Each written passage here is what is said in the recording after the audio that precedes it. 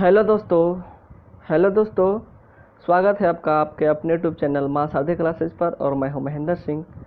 तो आज हम लोग डिस्कस करेंगे टॉप 5 क्वेश्चन क्लास 10th विज्ञान का आम्ल क्षार एवं लवण का टॉप 5 क्वेश्चन है, एनसीईआरटी का है, जो कि एग्जाम के पॉइंट ऑफ व्यू से बहुत ही इंपॉर्टेंट है। एग्जाम में बहुत बार पूछ चुका है और मैं प्रॉमिस करता हूँ आप लोग से कि आप लोग केवल इस क्वेश्चन का आंसर सुनकर याद हो जाएगा और समझ सकते हैं। ठीक है दोस्तों।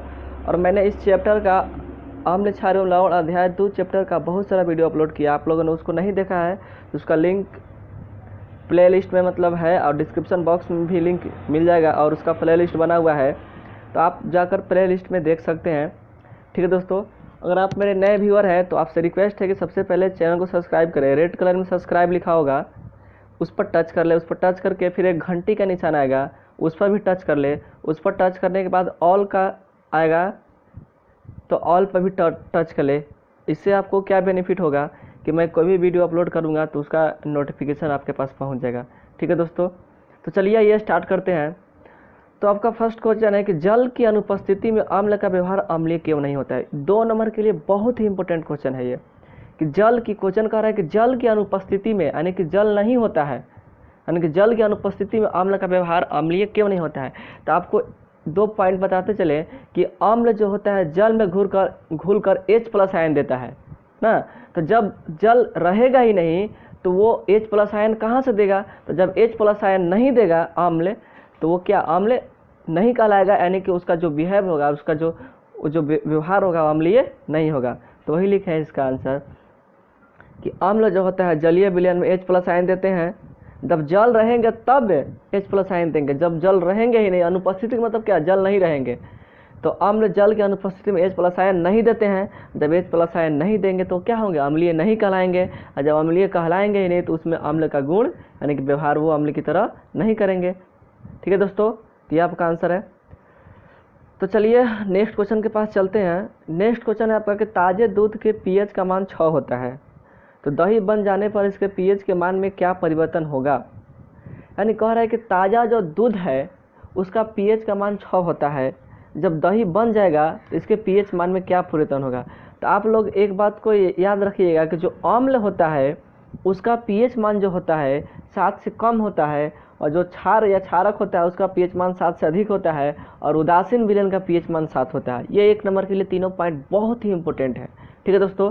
तो यहाँ पर क्वेश्चन को अंडरस्टैंडिंग करना है, क्वेश्चन को समझना है। ठीक है, आपको आंसर को रट्टा नहीं मानना है, रटना नहीं है। तो सबसे पहले आप ध्यान से सोचिए कि दूध जो है असल सबसे ज़्यादा अधिक खट्टा कौन होता है, दूध होता है कि दही होता है। तो दही होता है। तो दूध मतलब खट्टे पदार्थ की मात्रा जो होता है दही में ज़्यादा पाए जाते हैं, यानी कि दूध की तुलना में दही ज़्यादा खट्टा होता है। अब बताइए, जो जितना ही खट्टा पदार्थ होगा वो उतना ही अम्लीय होगा और उसका pH मान 7 से उतना ही कम होगा। तो जब दूध का pH मान 6 दिया है तो दूध से ज़्यादा होता है खट्टा दही, तो दही का pH मान क्या होगा, 6 से कम होगा। मतलब स्वाभाविक सी बात है कि 6 से कम होगा। तो वही है कि ताज़े दूध के pH का मान 6, क्वेश्चन बोल रहा है कि ताज़े दूध के pH का मान 6 होता है, तो दही बन जाने पर इसके pH मान में क्या परिवर्तन होगा। ये क्वेश्चन जो आपका 1 मार्क्स में भी आ सकता है। तो इसका आंसर लिखे हैं कि दही में लैक्टिक अम्ल होता है। तो बात सही है कि दही में कौन से अम्ल पाए जाते हैं, लैक्टिक अम्ल पाए जाते हैं। अर्थात जब दूध से दही बन जाता है तो वह अधिक अम्लीय होता है, यानी कि अधिक अम्लीय होता है। जब अधिक अम्लीय होगा तो उसका pH मान क्या होगा, 6 से कम हो जाता है। ठीक है दोस्तों। चलिए अब हम लोग क्वेश्चन नंबर 3 के पास चलते हैं। बोल रहा है कि एक ग्वाला ताज़े दूध में थोड़ा बेकिंग सोडा मिलाता है। ठीक है, क्वेश्चन फिर इसका एक स्टेटमेंट है। बोल है कि एक ग्वाला जो है ताज़े दूध में थोड़ा बेकिंग सोडा मिला देता है, यानी कि पाउडर मिला देता है बेकिंग सोडा।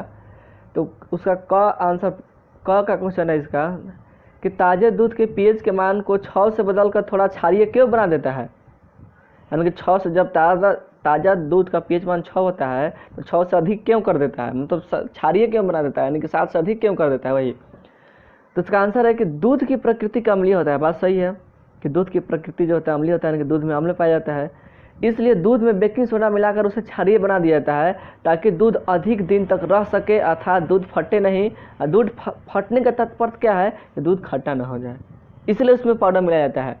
दूध देखिए, इसका इस क्वेश्चन का आंसर एक लाइन में समझिए कि जो ताज़ा दूध होता है वो उसका प्रकृति जो होता है अम्लीय होता है, और जब उसमें पाउडर मिला देते हैं तो क्षारीय बन जाता है। तो क्षारीय उसको इसलिए बनाया जाता है कि दूध फटे नहीं और अधिक दिन तक मतलब वो रह सके, यानी कि वो दूध खराब ना हो, इसलिए उसमें क्या थोड़ा बेकिंग सोडा मिला दिया जाता है। ठीक है दोस्तों, अब इसका ख बोल रहा है कि इस दूध को दही बनने में अधिक समय क्यों लगता है। अब जब यही दूध है तो आप बताइए कि जब अम्लीय रहता तो कम समय में ही वो दही बन जाता, ठीक है ना। तो उसका जो प्रकृति है उसमें जब हम पाउडर मिला दिए हैं, बेकिंग सोडा मिला दिए हैं, तो अम्लीय से क्षारीय हो गया है, तो क्षारीय से फिर वो अम्लीय होगा तब ना दही बनेगा, तो अधिक समय लगेगा कि नहीं। अम्लीय से डायरेक्ट दही बनने में कम समय लगेगा, और जब डायरेक्ट आप क्षारीय से क्या कीजिएगा, उसको अम्ल में बनाइएगा, अम्ल में परिवर्तन होगा, अब अम्लीय से तब वो दही बनेगा। तो वही लिखे हैं कि ऐसे दूध को दही बनने में अधिक समय इसलिए लगता है क्योंकि क्षारीय दूध पहले अम्लीय होता है तब दही बनता है, अतः दूध के लैक्टिक अम्ल को पहले उसमें उपस्थित क्षार को उदासीन करना होता है तब दही बनता है। ठीक है दोस्तों, ये बहुत ही इंपॉर्टेंट क्वेश्चन है, बहुत बार ये पूछा जा चुका है। नेक्स्ट क्वेश्चन है आपका कि प्लास्टर ऑफ पेरिस को आर्द्र रोधी बर्तन में क्यों रखा जाना चाहिए। आर्द्र रोधी का मतलब क्या, जहाँ नमी नहीं हो, यानी कि उस बर्तन जो सूखा होना चाहिए, उसमें नमी की मात्रा या बर्तन भींगा हुआ नहीं होना चाहिए, उसमें पानी नहीं होना चाहिए। आर्द्र रोधी का मतलब क्या, उसमें बर्तन सूखा हुआ हो, उसमें क्यों रखा जाना चाहिए। तो आप लोग को इसको शॉर्टकट में आंसर याद कीजिएगा, एक एक लाइन में, सब क्वेश्चन का आंसर एक एक लाइन में याद कीजिएगा। ठीक है दोस्तों, तो यहाँ कि प्लास्टर ऑफ पेरिस जल के संपर्क में आता है तो यह जिप्सम में बदल जाता है, ठीक है, जो एक कठोर पदार्थ बन जाता है। इसलिए प्लास्टर ऑफ पेरिस को आर्द्र रोधी बर्तन में रखा जाना चाहिए, जो कुछ समय बाद इसकी पूरी मात्रा जिप्सम में बदल जाएगी, यानी कि रखा जाना चाहिए, नहीं तो कुछ समय बाद इसकी पूरी मात्रा जिप्सम में बदल जाएगी। यानी कि प्लास्टर ऑफ पेरिस, यानी कि जिसका उपयोग हम लोग हाथों को प्लास्टर वगैरह करने में करते हैं, तो कह रहा है कि क्वेश्चन आर्द्र रोधी बर्तन में इसलिए रखते हैं, अगर हम आर्द्र रोधी बर्तन में नहीं रखेंगे तो वो जमकर एक ठोस पदार्थ, एक कठोर पदार्थ बन जाएगा और जो कि खराब हो जाएगा, फिर हम उसको उपयोग नहीं कर सकते हैं। इसलिए उसको सूखे बर्तनों में रखा जाना चाहिए क्योंकि वो जमे नहीं और वो जिप्सम में नहीं बदले। ठीक है दोस्तों, नेक्स्ट क्वेश्चन है उदासीनीकरण अभिक्रिया क्या। ये एग्जाम में पूछा जा चुका है, उदासीनीकरण अभिक्रिया क्या है, 2 उदाहरण दे। ये आपका शायद उम्मीद करते हैं। अच्छा, लास्ट क्वेश्चन है उदासीनीकरण वैसी रासायनिक अभिक्रिया है जिसमें अम्ल एवं क्षारक की अभिक्रिया के फलस्वरूप लवण एवं जल बनता है। बस आप लोग को एक लाइन में समझना है कि उदासीनीकरण का मतलब क्या।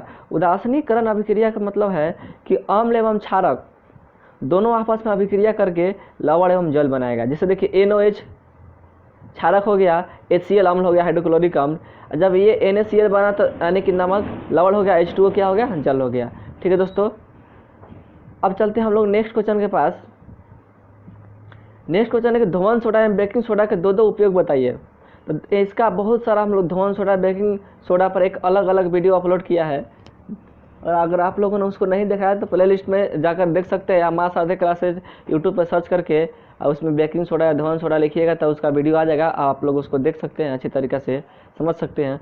तो दो उपयोग बताना है कि धोवन सोडा यानी कि जल की, देखिए धोवन सोडा का 2 उपयोग है कि जल की अस्थायी कठोरता को दूर करने में और घरों के साफ सफाई में।